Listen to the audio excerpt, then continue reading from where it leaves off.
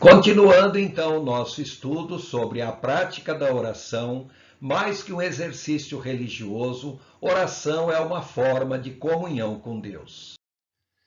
Continuando a segunda parte da oração, no item 5 nós temos agora a disponibilidade e a vontade de Deus. Jesus diz: seja feita a tua vontade, assim na terra como no céu.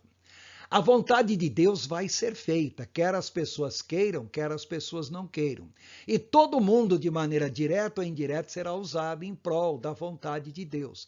A diferença é se você vai ser um vaso de honra ou você vai ser um vaso de desonra. Lembre-se que Deus pode usar até Satanás e seus demônios para fazer a vontade dele, a vontade de Deus. Então, nesse momento, nós temos aqui um nono ponto: consagração pessoal. Jesus está dizendo em Hebreus capítulo 10, verso 9: aqui estou, vim para fazer a tua vontade. E cabe a você agora perguntar: em que ou como posso contribuir para o reino de Deus? Em Romanos capítulo 12, versos 6 a 8, o apóstolo Paulo apresenta uma relação dos chamados dons de operações. Lembre-se, os dons espirituais não são dados a qualquer pessoa, mas os dons de operações são dados a todas as pessoas que querem servir ao Senhor. São dons para a pessoa operar, para a pessoa trabalhar na obra de Deus. Veja qual é o dom que Deus deu a você, pergunte ao Senhor por isso e use o dom que Deus deu a você, que Deus capacitou você a fazer a obra de Deus. É o seu momento de consagração pessoal. Um décimo aspecto, a universalidade. Voltando à mesma questão, onde posso contribuir para o reino? O que o Senhor quer, em primeiro lugar, é salvação de almas. Você pode ser usado para a salvação de almas. E o que Deus quer também é a santificação das pessoas salvas. Você pode ser usada para santificar alguém. Talvez você diga: eu não tenho jeito de falar do evangelho, de pregar o evangelho. Mas é muito claro, pregue sempre o evangelho. Se for necessário, use palavras. O que importa é que você pregue o evangelho, e a verdadeira pregação não tem palavras. É o modo como você vive. Então, procure, através da sua vida, mostrar a salvação e a santificação. Lembre-se que o que o Senhor mais quer é que nós geremos discípulos. E o que são discípulos? Imitadores de nós mesmos, assim como nós somos imitadores de Cristo. Ele mesmo diz: ide, fazei discípulos em todas as nações. Então façam imitadores de Cristo como você. Ou seja, se você estiver imitando Cristo, vai ser mais fácil de você gerar imitadores de Cristo. Um 11º aspecto: conformidade não segundo o mundo. É muito claro que o apóstolo Paulo está falando em Romanos capítulo 12, verso 2. Não se amoldem ao padrão deste mundo, mas transformem-se pela renovação da sua mente, para que sejam capazes de experimentar e comprovar a boa, agradável e perfeita vontade de Deus. Então lembre-se sempre, a oração é essencialmente para você mudar a sua mente, para você adquirir a mente de Cristo. É um modo de você renovar a sua mente, porque ao renovar a sua mente, você será capaz de experimentar e comprovar a boa, agradável e perfeita vontade de Deus para com você que está orando. Agora vamos ver a terceira parte da oração, os chamados pedidos pessoais e interpessoais. Um 6º aspecto, pedido pela provisão divina. O próprio Senhor Jesus ensina: o pão nosso de cada dia nos dá hoje. Então, olhe um 12º aspecto da oração. Se você tem necessidades, agora é o momento de buscar a provisão divina. Lembre-se, Paulo diz: o meu Deus suprirá todas as necessidades de vocês de acordo com as suas gloriosas riquezas em Cristo Jesus.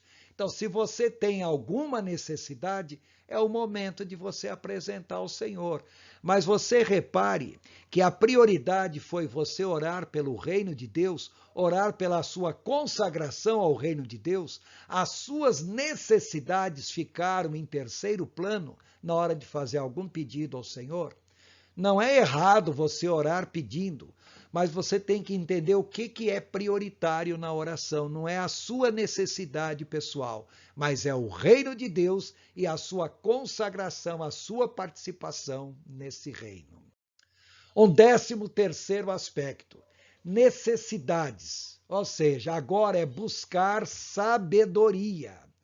Repare que Tiago diz que muitas vezes as pessoas pedem, mas pedem por motivos errados. No capítulo 4, verso 3, ele diz: quando pedem, não recebem, pois pedem por motivos errados, para gastar em seus prazeres ou em seus deleites. Se você tem necessidade de uma coisa, peça ao Senhor, ele vai atender. Mas nada de você ficar pedindo coisas simplesmente para satisfazer seu ego pessoal. Pedir um carro novo, uma casa nova, um iate, um avião, eu pergunto para quê? Em que isso realmente vai contribuir para o reino de Deus? É um pedido em benefício do reino ou é um pedido totalmente egoísta da sua parte? Pode ter certeza de uma coisa: se o seu ego é maior do que a oração que o Senhor quer, com certeza essa oração não será atendida. 14º aspecto, súplica. Deus sabe o que necessitamos antes que lhe peçamos. Por quê? O próprio Jesus diz: pois o seu Pai sabe do que vocês precisam antes mesmo de o pedirem. Mas peçam realmente crendo, mas peçam de acordo com a vontade de Deus. E 15º aspecto, definição de tempo. O que vem a ser isso? Entenda que a cada dia basta o seu mal, como Jesus diz em Mateus 6,4. Em outras palavras, pensem em coisas mais imediatas, coisas mais necessárias no momento.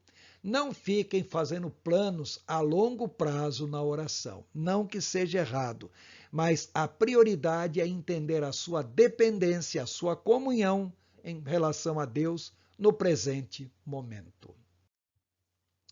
Continuando ainda a terceira parte da oração, o 7º ponto, pedido de perdão. Jesus continua: e perdoa nossas dívidas. 16º aspecto, penitência por dívidas de caráter moral e espiritual. Davi mostra no Salmo 32, verso 5. Então reconheci diante de ti o meu pecado e não encobri as minhas culpas. Eu disse: confessarei as minhas transgressões ao Senhor e tu perdoaste a culpa do meu pecado. Então é muito importante que, ao se aproximar de Deus, reconheça que você é um pecador. E se tem algo que você fez que desagrada ao Senhor, apresente esse algo ao Senhor. Porque o que o Senhor quer é um coração sincero e humilde. Então, abra o seu coração e não esconda as suas falhas, porque nós não podemos esconder nada de Deus. 17º aspecto, penitência por mal que praticamos contra terceiros. Isso não nos isenta de reparar o mal. Quando fala penitência, não é fazer algum sacrifício penitente. A penitência aí é, se você aborrecer alguém, vá primeiro reconciliar-se com o seu irmão. Lembre-se que muitas vezes nós fazemos coisas que magoam os outros. Os outros fazem coisas que magoam a gente. Não espere que os outros venham pedir perdão para a gente, mas tome você a iniciativa de pedir perdão à pessoa. Então vá primeiro se reconciliar, porque se você guardar mágoa no seu coração, essa mágoa pode impedir a sua oração de chegar à presença de Deus. E 18º aspecto, favor divino. O próprio Davi ainda fala, depois de reconhecer todo o seu pecado, a sua culpa, de pedir perdão, ele pede o favor divino. Cria em mim um coração puro, ó Deus, e renova dentro de mim um espírito estável, um espírito inabalável. Então, o que Deus quer é sempre nos reconciliar com Ele. Mas Ele quer, acima de tudo, que nós tenhamos um coração puro. Se você confessar o seu pecado, pedir perdão, pode ter certeza de uma coisa: o Senhor sempre estará de braços abertos para aceitar você novamente na presença dele. Ainda, um oitavo ponto dentro da terceira parte da oração é o pedido para aprender a perdoar. Quando ele diz: perdoa as nossas dívidas, assim como perdoamos aos nossos devedores. Lembre-se sempre, perdão é uma das coisas mais difíceis que existe, porque muitas vezes nós queremos ser perdoados, mas nós temos dificuldade de perdoarmos. Observe o que Jesus diz: pois se perdoarem as ofensas um dos outros, o Pai Celestial também lhes perdoará. Mas se não perdoarem uns aos outros, o Pai Celestial não lhes perdoará as ofensas. Então tenha um coração sempre aberto para perdoar. Lembre-se que perdoar não é esquecer. Perdoar é liberar a pessoa da isenção de culpa. É não querer de maneira nenhuma reparo pelo mal que a pessoa fez a você e nem querer a punição da pessoa porque ela fez algum mal a você.